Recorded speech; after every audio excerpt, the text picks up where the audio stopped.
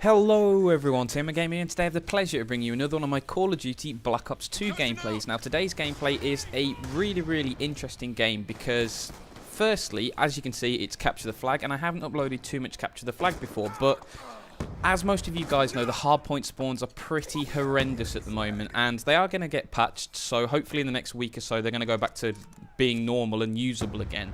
But until that's going to happen, we've been playing a huge amount of Capture the Flag, and we actually haven't lost a public Capture the Flag match yet. And we're up to like a 43-44 match win streak now, so we are absolutely dominating this game mode. And Nuketown CTF has been a particular favourite of ours, because we've just been able to roll VSAT after VSAT after VSAT and crush guys. And in the first round here, I think this is a absolutely insanely quick win. I think it's a 1 minute 10 second win in the first round. And then after that we'd realise, hang on, these guys are pretty shocking. We might as well, slow it down, just enjoy the game, chill out, and not have to try hard it as much. And most of us were running shotguns and we're just running around, and as you can see, a couple of people trying to snipe, and I get gibbed right at the end of the round, unfortunately, to deny me a very good start. But even so, as you can see briefly on the scoreboard there, we have got off to a fantastic start in this game. And whenever you play Capture the Flag, it's really important to time your push well. I mean, in a map like Nuketown, it doesn't really matter because it's such a mess. It's all about just grabbing the flag whenever you have an opportunity and running. But the biggest mistake you see in public CTF is people just bull rush the flag at the start, go 3 or 4 down very early on, and the last 2 players alive don't sit back and defend the flag, they just charge up. And obviously you're not going to be able to catch every guy if there's only 2 of you. So you let a guy slip past, he grabs the flag, and all of a sudden you're in massive trouble. And how did that guy not kill me there, by the way? That was pretty shocking, but that's what you really need to avoid when you play CTF. You need to be coordinated, and you need to be checking the scoreboard all the time and watching that kill feed.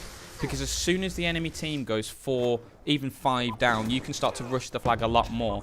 And this is where things like VSATs and UAVs are even more useful than in other maps. Because in a game of domination, for example, with a fixed objective, it doesn't really matter how many people are alive on the map. All that matters is, the B dom. So you'll just sit around B. It doesn't really matter where the enemy are. You'll just defend that and you'll be fine.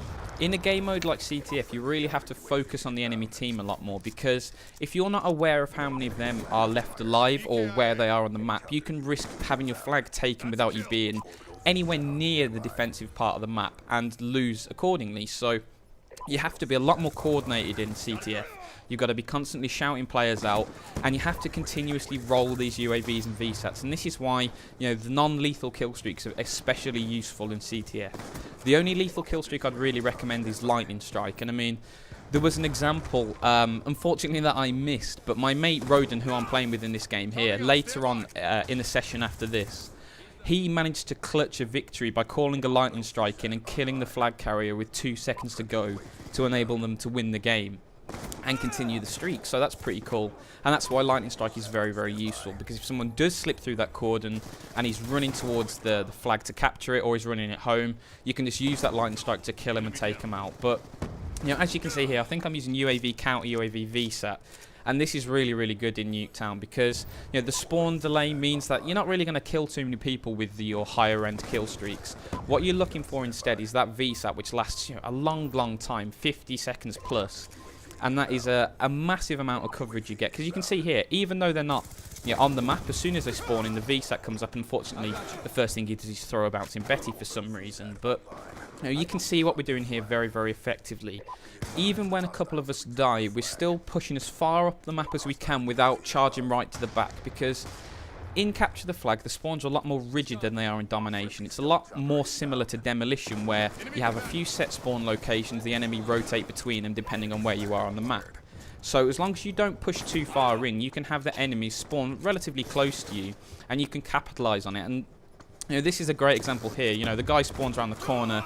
I notice him on the VSAT, because we've got a VSAT up. I can quickly run around before he knows I'm there and just take him out nice and easily.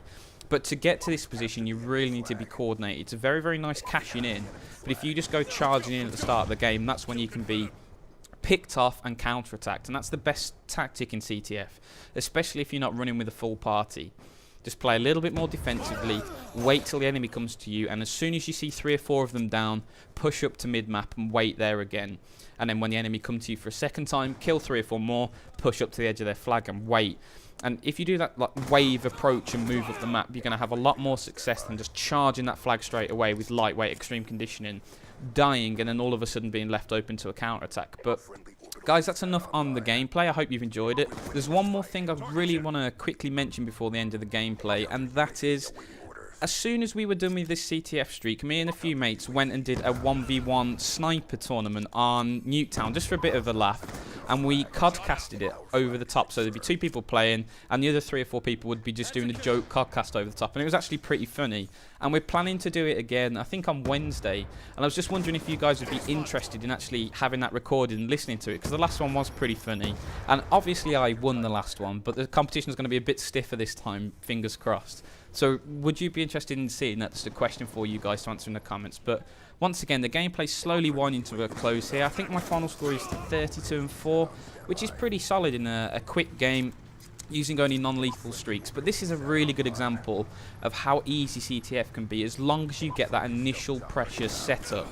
You know, in that first round, we won that in 1 minute and 10 seconds, which is ludicrously fast. And in the second round, we just sat back, controlled the game, and in the end, we let the clock run out because we were rolling VSATs and we didn't want to end the game with a VSAT in the air, and it just kept on getting more and more. So it was just one of those games where everyone played really, really well. But guys, once again, thank you so much for watching the video. I really hope you've enjoyed it, and as always, have a great day.